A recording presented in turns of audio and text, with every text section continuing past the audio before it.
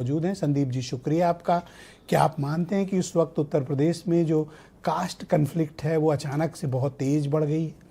न कि सिर्फ अपर कास्ट में, बल्कि मैं देखता हूं कि अदर बैकवर्ड कम्युनिटी में भी, ख़ास तौर पर जैसे मैंने अभी ये मिसाल प्रस्तुत की कुर्मी और वर्सेस लोध की, क्या ये वाकई में कन्फ्लिक्ट बढ़ रही है? और बुंदेलखंड में जो कुछ भी स्वतंत्र देव सिंह पटेल के साथ हुआ, उसने पूरे कुर्मी समाज के भीतर ये एक बड़ी बेचैनी का संदेश दिया है। विजय जी, बहुत बहुत धन्यवाद आपको और आपके दर्शकों को भी।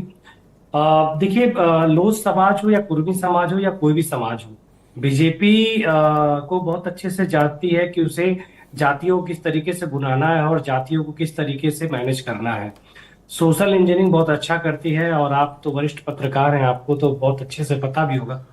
तो लोध समाज ने भले ही शक्ति प्रदर्शन किया है, लेकिन अंदर खाने बात जरूर चल रही है कि कहीं ऐसा ना हो कि हमारी इतनी शक्ति प्रदर्शन के बाद अगर कुछ हमारे लिए नहीं हुआ तो अब जाके हम कुछ ऐसी भूमिका में आएंगे कि हम जो पार्टी हमारे साथ देगी या हमारे हिस्सेदारी की बात करेंगे उसके साथ आएंगे। लेकिन मुझे लगता है कि बीजेपी को पता है कि किस तरीके से जो है उसे मैनेज करना है लोगों को और जाति को किस तरीके से एकजुट करना है ताकि इस तरीके की चीजें ना हो सके। अभी देखिए, मैं एक बात और इसमें और जोड़ना चाहूंगा, एक प्लस पॉइंट इसमें, कि लोधी समाज नहीं, कुर्मी समाज हो गया, ब्राह्मण समाज हो गया, ठाकुर समाज हो गया, ये कई जातियां अभी अपने आपस में जो है बैठ के मीटिंग कर रही हैं। तो ये भी चाहती है कि इनकी हिस्सेदारी ज्यादा हो। इधर जाहिर सी बात है, ठाकुर समाज से योगी आदित्यनाथ जी आते हैं, लेकिन चूंकि योगी आदित्यनाथ जी किसी जाति की बात नहीं कहते, वो तो कहते हैं कि जी सबका साथ सबका विकास का जो है बटोगे तो कटोगे, ऐसी नारा लगाते हैं। तो फिर लोधो ने अपने लिए डिप्टी सीएम का पद मांगा है। लोधो ने सर ललकारा है कि आधा उत्तर प्रदेश हमारा है, और सर वो डिप्टी सीएम का पद मांग के गए हैं। आप कह रहे हो कि जाति की राजनीति नहीं होती। खुलेआम कहिए तो पूछवा दूं, वैसे आपको पता होगा।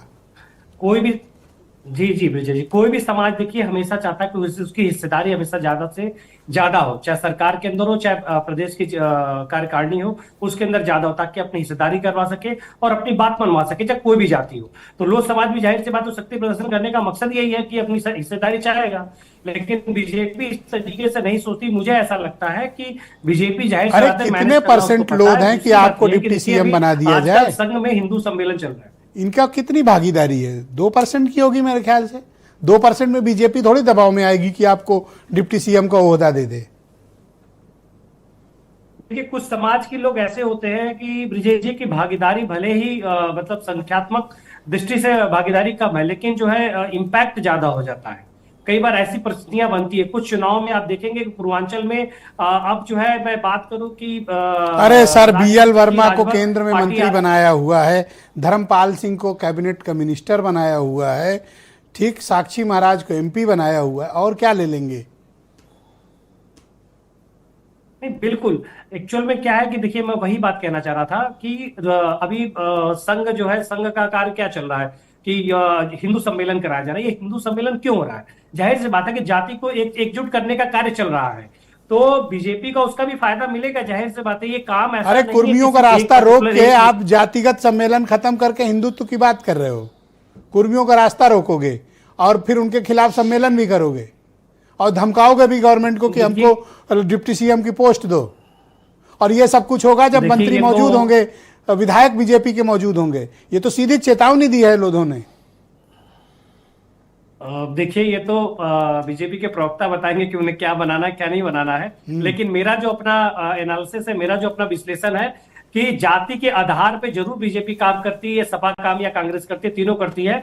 लेकिन अभी कह रहे थे, बल्कि विधायक हैं बैठे हैं पैनल पे, कि जी हम तो जाति की राजनीति करते हैं, नहीं वीरेंद्र चौधरी जी। लेकिन मैं आपको सही बात बताऊं कि कांग्रेस भी खूब जाति के विधायक करते, भले ही 2 विधायक हो इनके पूरे उत्तर प्रदेश में, और बसपा का चूंकि 1 ही विधायक है अभी तक। लेकिन मैं आपको ये जरूर बताऊंगा मैं कि जाति के नाम पे जरूर चुनाव होते हैं और बिना जाति के चुनाव हो नहीं सकता। अच्छा, आप ये मुझे बताओ, कुर्मी समाज जवाब देना चाहता है कि नहीं चाहता? कुर्मी समाज के भीतर कोई बेचैनी है? वो जवाब चाहता है कि नहीं चाहता? या फिर जैसा कि उनका स्वभाव है कि मुझे नहीं लगता कि कुर्मी समाज के बजाय, और होगी भी तो बेचैनी शांत इसलिए कर दिया जाएगा ब्रिजेश जी, क्योंकि ऑलरेडी अभी जो प्रदेश अध्यक्ष है वो कुर्मी समाज से ही आते हैं। और जाहिर सी बात है, इससे पहले भी जो है अपने स्वतंत्र देव सिंह जी भी कुर्मी समाज से आते हैं, कैबिनेट। तो मुझे बताओ ना कि स्वतंत्र देव की इज्जत को रिस्टोर करने के लिए पंकज चौधरी ने कुछ करना चाहिए। क्या किया उन्होंने? इतने सीनियर लीडर हैं, देखिए पूरा जीवन खपा दिया स्वतंत्र देव ने और कुछ मसला ही नहीं। आप समझ ही नहीं रहे हो बात देखिए को। अभी स्वतंत्र देव सिंह जी का एक बयान आप सुने होंगे, अभी चर्चा में भी था कि उन्होंने ये बात के बारे में जाहिर सी बात है चर्चा किया भी था। और जाहिर सी बात है तो समाज के लोग क्या होते हैं कि जब बड़े नेता कोई बन जाता है तो समाज के लोग अपेक्षाएं रखते हैं कि जाहिर सी बात है कि हमारे समाज में हमारे बड़े नेता के साथ इस तरीके से हरकतें हुई हैं जो ये कहीं ना कहीं गलत है, तो जाहिर समाज की अपेक्षा हो सकती है।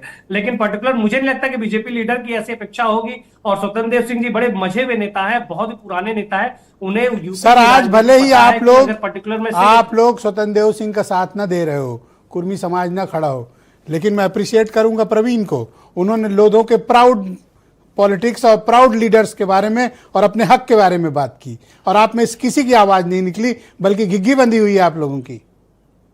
देखिए ब्रिजेश जी, मैं एक बात और कहूंगा, भले ही जो है लोधी समाज के बारे में बात करें, अगर इस तरीके से बातें करने लगे तो फिर तो और भी पिछड़ी जातियां के लोग आएंगे, फिर तो उधर सुनार समाज के लोग भी आएंगे, स्वर्णकार वाले लोग भी आएंगे, वो भी आजकल हल्ला प्रदर्शन कर रहे हैं। सर जिसने मुकाबला किया है राजनीति में उसी ने स्थान पाया है सर।